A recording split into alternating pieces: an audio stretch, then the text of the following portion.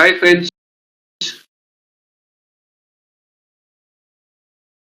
welcome to Complete Python Bootcamp tutorial series. In this tutorial series, we are going to cover Python from the very basics to advanced, and we are going to cover Python 3. And it's meant for the people who are going to do Python for the first time and also for the people who have done little bit of programming, because we are going to cover advanced topics also. So my name is Shriram Kote and I will be taking up this Complete Python Bootcamp tutorial series.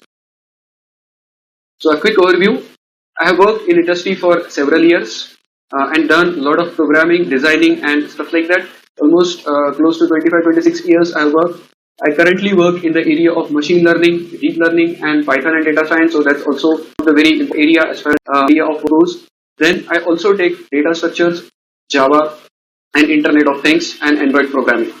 I have published a book on Internet of Things titled 21 IoT Experiments. I also have created various other Udemy videos which are related to deep learning, then data science using pandas and Java for complete beginners. So again, Java also covers things from the very basics to the advanced topics like data structures, SQL, then MySQL interaction, then servlets and stuff like that. So essentially, whenever I'm creating the videos, they are going to be a good package where you are going to start from the very basics and you are going to learn advanced things also. So as a part of this curriculum, we are going to concentrate on how do we go about doing the development. So whatever the things that are required as part of installations, we are going to cover. Then some of the things which are related to language like variables, strings, then some of the things like list, then dictionary, tuples, then how do I write loops, functions, stuff like that, conditions, then how do I do handling of the files.